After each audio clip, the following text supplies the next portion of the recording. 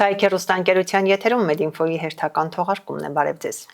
Այսօր տաղավարում հյուրընկալել ենք ինֆեկցիոն հիվանդությունների ազգային կենտրոնի մանկական բաժանմունքի ղեկավար Անահիտ Առաքելյանին։ Բարև ձեզ, բժշկուհի։ Շնորհակալ ենք, որ մեր հրավերը ընդունեցիք։ Ես էլ եմ շնորհակալ հրավերի համար։ Ինֆեկցիոն հիվանդությունները շարունակում են մնալ առողջապահության կարևորագույն հիմնախնդիրներից մեկը եւ ուզում եմ, որ այսօր մեր զրույցի թեման հենց դա էլ լինի, ներկա պահին ինչպիսի ինֆեկցիոն հիվանդություններ են առկա հանրապետությունում։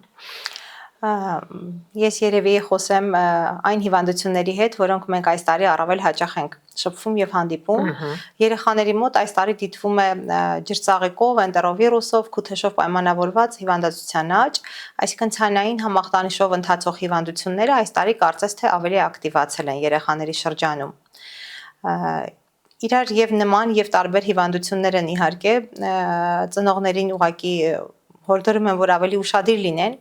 Բոլոր այն դեպքերում, երբ երեխաների մոտ ջերմությունը պահպանվում է 3 օրից ավել, ցանային համախտանիշը գնալով ավելանում է, երեխան հրաժարվում է սննդից, ախորժակի անկում է դիտվում, պետք է դիմել կամ տեղամասային մանկաբույժին կամ ստացիոնար հետագա հետազոտման եւ բուժման նպատակով։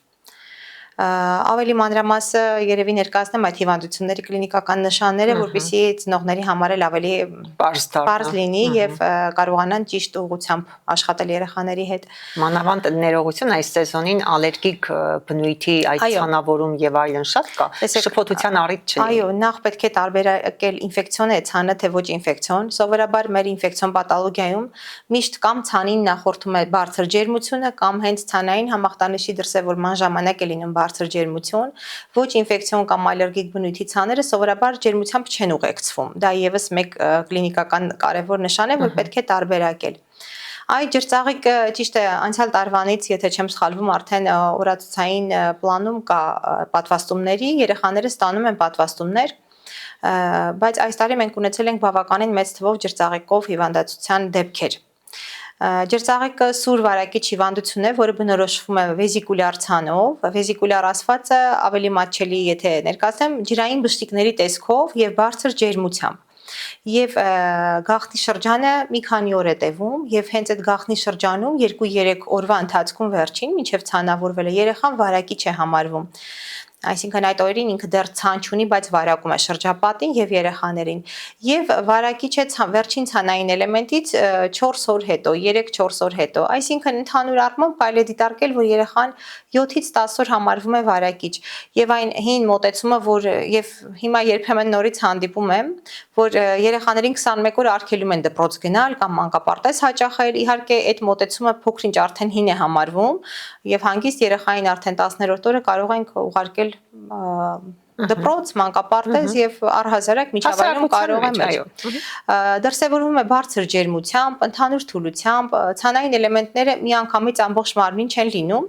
աստիճանաբար տարածվում են իրանին, դեմքի շրջանում, վերջույթներին, գլխի մազածածկ հատվածում, երեխաները ունենում են սարսափելի քոր, որպես կանոն, անհանգիստ են լինում եւ երբեմն բերանի լորձաթաղանթին էլ կարող է լինել ցանային էլեմենտներ բշտեր, որը արդեն դժվարացնում է երեխային սնվելու համար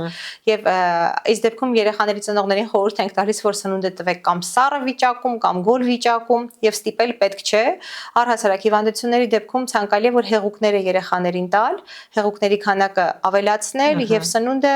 միևնույն է 1-2 օր անց երեխան երբ որ արդեն լավի է գնում, սկսում է ուտել։ Եվ նաև ուզում եմ մի հին մոտեցման էլ անդրադառնալ, որ դեռ հին ժամանակներում արգելում էին լողանալ երեխաներին եւ մեծերին էլ։ Ասում էինք տարածվի կշատանա։ Դեռ երբ որ ես փոքր էի, հիշում եմ, որ ջրծաղիկով հիվանդացել էինք, ես ու եղբայրներս մոտ 20 օր մեզ թույլ չտվեցին, որ լոգանք ընդունենք։ Իհարկե դա բարդացնում է վիճակը եւ երկրորդային բակտերիալ վարակ է գումարվում եւ բորբոքվում են այդ բշտիկները եւ երբեմն կարող է առաջանալ ցելյուլիտ, դա ենթամաշկային ճարպաբջջանքի բորբոքումն է անմիջապես այդ ցանային էլեմենտների տակ։ Այդ իսկ պատճառով պարտադիր պայման է գոլ ջրով լոգանք ընդունելը եւ լոգանքի գելերով առանց տրորելու։ Իսկ քսուկներ կան զանազան, նույն բրիլյանտի կանաչը զիլյոնկան բոլորին հայտնի, որ կիրառվում էր, հիմա իհարկե մենք այլևս չենք կիրառում եւ առհասարակ որևիցե քսուկ պետք չի կիրառել, նաեւ կան քսուկներ, որ նշանակվում են եւ արտաքինից երբ որ բշտերի մակերեսը փակվում է, իրենք կարծես թե հնարավորությունը մեծանում է երկրորդային բակտերիալ վարակների գումարման եւ իհարկե զարգանում է նշված ցելյուլիտը։ Այնպես որ որևիցե քսուկ պետք չի քսել։ Առանձին դեպքերում, երբ որ դիտվում են բշտերի թարախակալում, պուստուլաներ են առաջանում, միայն այդ էլեմենտները կարելի է անտիսեպտիկ լուծույթներով մշակել։ Ուրիշ որևիցե բան տալ անհրաժեշտություն չկա։ Իսկ միջին եւ թեթև ձևերի դեպքում հիվանդանոցի կարիք չունեն երեխաները եւ իրենք տանը լավանում են առատ հեղուկներով, ջերմիչեցնողներով եւ մաշկի հիգիենան ճիշտ պահելով որևիցե խնդիր չենք ունենում, բայց լինում են իհարկե դեպքեր, որոնք բարդանում են եւ արդեն հայտնվում են մեզ մոտ հիվանդանոցում։ Ինչի հետևանք են այդ բարդացումները։ Երբեմն ի սկզբանե ոչ ճիշտ դեղորայք տալու, երբեմն երեխայի իմուն համակարգի, երեխաներ կան, որոնք ավելի հաճախ հիվանդացող են, երեխաներ կան, որոնք ի սկզբանե առողջ են եւ ավելի հեշտ են տանում հիվանդությունները, իմուն համակարգի հետ կապված։ Եվ այս դեպքերը, երբ որ արդեն հիվանդանոց են դիմում, բժիշկը որոշում է անհրաժեշտություն կա հակավիրուսային բուժման եւ հակաբակտերիալ բուժման։ Դա կատարվում է իհարկե լաբորատոր ցուցանիշները ունենալուց հետո, եթե կարիք ունենում ենք ռենտգեն հետազոտությունից հետո, որտեղ ջրծաղիկը շատ հաճախ տալիս է բարդություն թոքաբորբի տեսքով։ Դա արդեն իհարկե վտանգավոր է եւ պահանջում է հիվանդանոցային բուժում։ Իսկ ընտանիքի մյուս երեխաները միշտ մայրիկները անհանգստանում են, այ կվարակվի, չի վարակվի։ Գիտեք, պարտադիր պայման չէ, որ ընտանիքի մյուս երեխան, քույրը կամ եղբայրը պարտադիր պետք է հիվանդանան։ Լինում են դեպքեր, որ չեն հիվանդանում, եւ լինում են դեպքեր, որ 21-րդ օրը ինֆեկցիոն հիվանդությունները հիմնականում ցանով ընթացող գաղտնի շրջանը մինչև 21-րդ օրը կարող է տևել, այսինքն կարող է վարակվի եւ դրսեւորվի 21-րդ օրը ամենավերջին ժամկետը եւ ունենում ենք հենց այդպիսի դեպքեր, որ տան մյուս անդամը 21-րդ օրը նոր ցանավորվում է։ Իհարկե ոչ մի վախենալու, ահաբեկվելու հարց չի, տարիներ շարունակ եղել են այդ մանկական տարիքի ինֆեկցիոն հիվանդությունները եւ միևնույնն է իրենք մի օր այսպես թե այնպես վարակվելու են, քանի դեռ ամբողջ հասարակությունը չի պատվաստել եւ կայուն իմունիտետ չունեն բոլորը, կարծում եմ դեռ դեպքեր կունենանք։ Այնպես որ եթե հիվանդանում են իհարկե ավելի լավ է փոքր տարիքում, հատկապես աղջիկների դեպքում, քանի որ նրանք տարիքում թեթև է, չէ՞ ընթանում։ Թեթև է ընթանում եւ մենք ունեցել ենք բազմաթիվ դեպքեր, երբ որ աղջիկները արդեն մեծացել են, ամուսնացած ժամանակ են հիվանդացել, հղի վիճակում են հիվանդացել։ Դա է ուզում հարցնել, հղի վիճակում եւս դեպքեր լինում են։ Այո, իհարկե պտղի վրա որևէ կերպ։ Գիտեք, երբեմն երբ որ վերջին շրջանում է լինում, ունեցել ենք դեպքեր, որ ծնվել են մի քանի օր ցանավորվել, անց ցանավորվել են երեխաները։ Լինում են երեխաներ, որոնք մայրը հղիության առաջին եռամսյակում, երկրորդ եռամսյակում հիվանդացել է, իրենք արդեն կարծես հակամարմիններ ունեն եւ չեն հիվանդանում։ Իրենք խիստ ինդիվիդուալ է լինում երեխաների դեպքում, բայց իհարկե բնականաբար ավելի լավ է որ փոքր տարիքում հիվանդանան, քան թե մեծ տարիքում եւ առավել եւս հղիության ընթացքում։ Պատվաստումների դերը այստեղ ոնց է գնահատում։ Գիտեք, քանի որ նշեցի դեռ 1 տարի է որ ունենք այդ պատվաստանյութերը, դեռ վաղ է գնահատել, բայց առհասարակ բոլոր տեսակի պատվաստումները, որոնք հնարավոր են պատվաստումների միջոցով կանխարգելել այս կամ այն հիվանդությունը, ես միանշանակ կողմ եմ պատվաստումներին, քանի որ ունենք բազմաթիվ հիվանդություններ, որոնք տարիների ընթացքում պատվաստման արդյունքում վերացել են, կարելի է ասել։ Եվ նույն օրինակ կարմերուկի դեպքում 23-24 թվերին մենք ունեցանք բռնկում կարմերուկի, որպես կանոն երեխաները, որոնք հիվանդացել են եւ ծանր էին տանում, իրենք պատվաստված չէին։ Երևի չեմ էլ կարողանա հիշել դեպք, որ երեխան եղել է պատվաստված եւ հիվանդացել է, այդպես չի լինում։ Լավ, այնպես որ պատվաստումները միանշանակ ճիշտ են եւ միանշանակ պետք է կատարել։ Իսկ ծնողները այդ հարցում իրենց ծնողները այնքան հակասական կարծիքներ ունեն, անկեղծ երբեմն մայրիկներին հարցնում օրինակ ինչու հրաժարվեցիք պատվաստումից, այդ չգիտեմ, հարևանս օրինակ հրաժարվեց, կամ ես լսել եմ, որ եթե պատվաստում են, հետո հիվանդություն են ունենում, չհիմնավորված պատճառաբանություններ, երբեմն ծնողները իրենք էլ չգիտեն ինչի են հրաժարվել, բայց ես իմ բուժառուներին, ես ինքս իմ երեխաներին պատվաստել եմ եւ խորհուրդ եմ տալիս, որ պատվաստվեն։ Այն ինչը կարելի է կանխարգելել, պատվաստման միջոցով պետք է կանխարգելել։ Հատկապես ամառային սեզոնին, հա, բնորոշ ինֆեկցիոն հիվանդությունները, էնտերովիրուսները այս տարի բավականին շատ են, եթե նախորդ տարիներին մի 3 տարի առաջ, 4 տարի առաջ մենք ունենում էինք այս դեպքերը, երբ որ դրսից էին գալիս ծովափներից, այնտեղ լողավազաններում լողանում էին, հիվանդ երեխաներ էին լինում մեկը մեկին այդպես վարակում էր, այս վերջին 2 տարիներին հենց Հայաստանում բազմաթիվ դեպքեր են ունենում, էնտերովիրուսները իրենք մի քիչ մեծ ընտանիք են, տարբեր դրսևորումներով կարող է հիվանդությունը դրսևորվել։ Մեզ մոտ հանդիպում է էնտերովիրուսային էկզանթեման, ցանավորումը եւ ձեռք-ոտքբերան համախտանիշ է կոչվում։ Շատ սպეციფიկ է այդ կլինիկական նշանները, երեխաների ձեռքերին, ոտքերին, բերանի շուրջը լինում է բշտիկային ցան եւ առաջին հայացքից կարծես թե նման է նաեւ ջրծաղիկին, եթե բժիշկը փորձառու է անմիջապես գլխի ընկնում, որ սա էնտերովիրուսն է, բայց երբեմն առաջին օրերին նմանատիպ բնույթը ցանի կարող է միևնույն տիպի լինել։ Ուղղակի ջրծաղիկի դեպքում հենց հստակ թափանցիկ հեղուկ է եւ դա շփոթել հնարավոր չէ այլ վիրուսների հետ։ Իսկ էնտերովիրուսի դեպքում փոքրինչ պղտոր հեղուկ կարծես լինի եւ մաշկը անթափանց։ Իհարկե էնտերովիրուսների դեպքում, քանի որ վիրուսային է, նորից անտիբիոտիկներ չի տրվում եւ առհասարակ անտիբիոտիկները անտեղի տալը սխալ է, քանի որ մեծ մաս հիվանդությունները հիմա վիրուսային են լինում եւ միևնույնն է այդ անտիբիոտիկը չի ազդելու այդ վիրուսի վրա եւ մենք անիմաստ երեխային կարծես ծանրաբեռնում ենք օրգանիզմը։ Նորից առատ հեղուկներ, հակաքորային դեղորայք, մշակում տեղային բշտերի եւ իհարկե անձնական հիգիենայի պահում, հագուստի ամենօրյա բամբակյա հագուստի պետք է ծնողները տեղյակ լինեն, որ պետք է փոխել ամեն օր երեխայի ներքնազգեստները եւ մեծ մաս դեպքերում իհարկե միջին ծանրությամբ են ընթանում եւ կարիք չենք ունենում հոսպիտալացման։ Այ հոսպիտալացման գալիս են այն դեպքերում, երբ բարդացած է, երբ այդ բշտերը վերածվել են թարախային էլեմենտների, բերանի լորձաթաղանթում առավել արտահայտված վերքեր կան, որը դժվարացնում է անգամ երեխաները ջուրն են հրաժարվում խմել, այդքան ցավոտ է լինում։ Մնացած դեպքերում տանը բուժվում է եւ ամեն ինչ լավ է լինում։ Աղիքային հիվանդություններ, սննդային թունավորումներ, հատկապես ամառվա ամիսներին են, չէ՞։ Աղիքային ինֆեկցիաները երբեք չեն պակասում, կարելի է ասել։ Իհարկե ամռանը առավել շատ են հանդիպում, քանի որ եւ ջերմաստիճանային պայմաններն են նպաստում, որպեսզի միկրոբները բազմանան եւ միգուցե մարդիկ ճիշտ պայմաններում չեն պահում, ճիշտ ջերմային մշակման չեն ենթարկում, մսամթերքը, կատնամթերքը եւ դա բարենպաստ պայմաններ է ստեղծում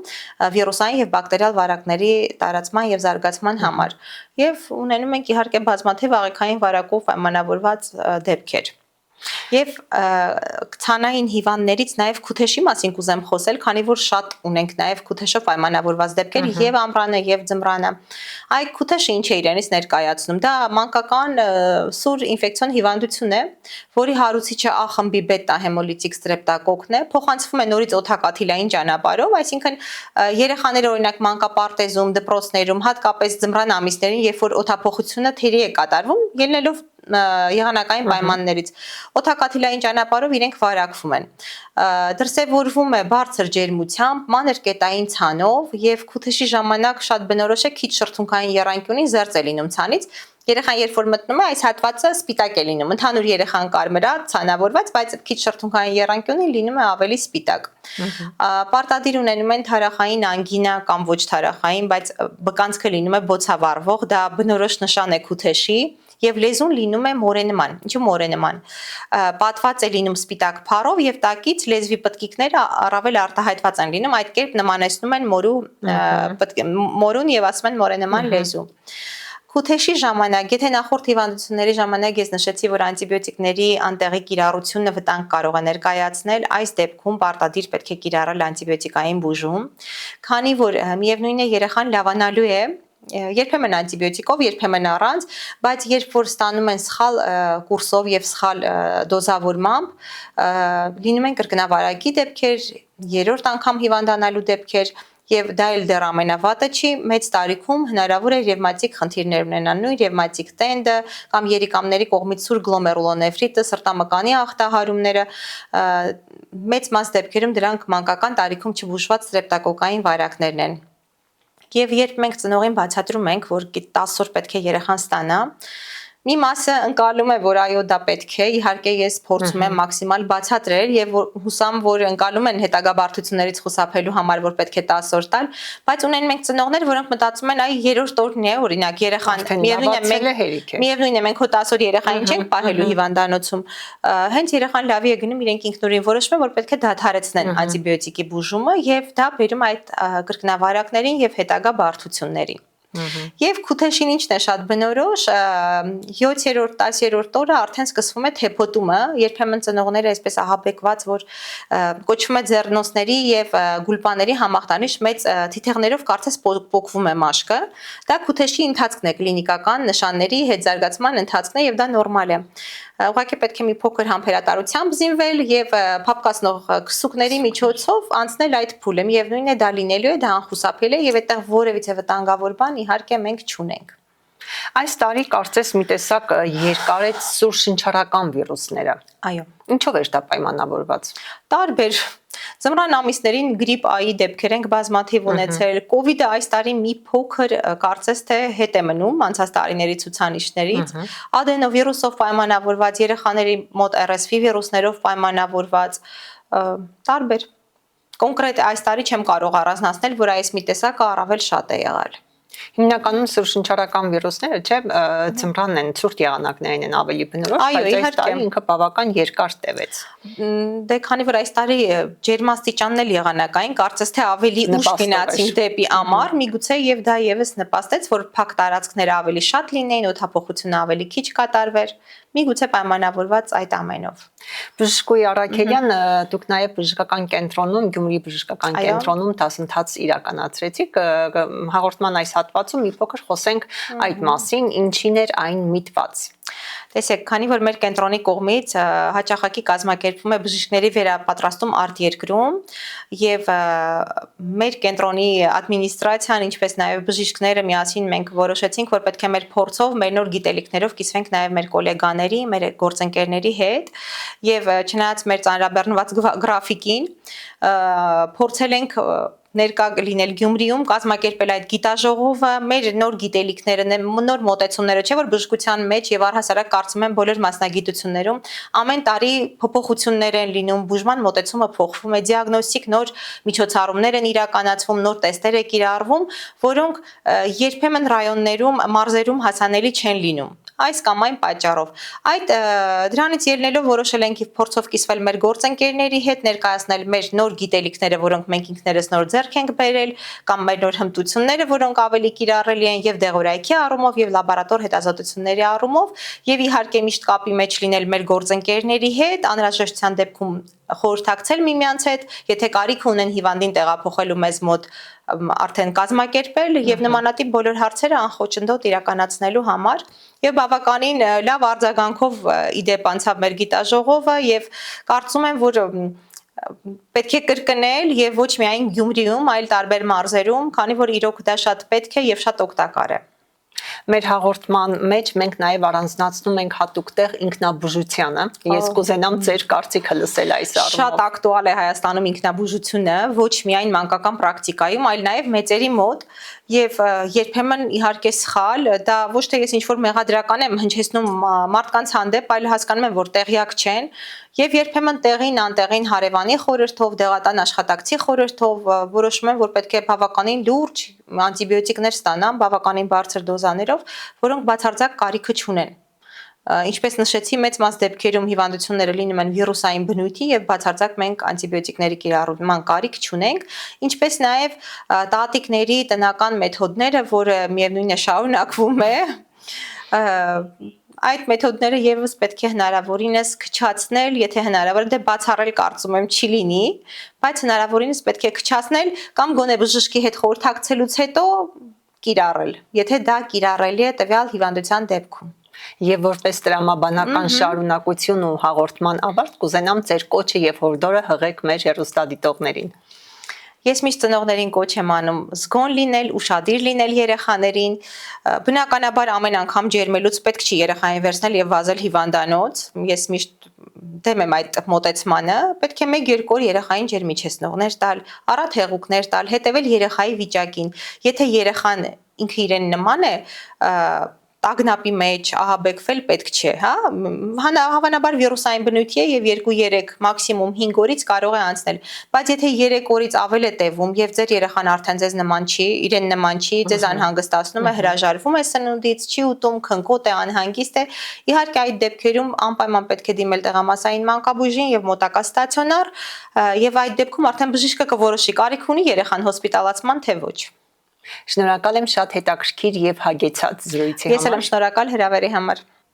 Հարգելի հեռուստադիտողներ, իսկ ես ձեզ հիշեցնեմ, որ այսօր Medinfo-ի տաղավարում իմ հյուրն էր ինֆեկցիոն հիվանդությունների ազգային կենտրոնի մանկական բաժանմունքի ղեկավար Անահիտ Արաքելյանը։ Առողջ եղեք Medinfo-ներ եթերում։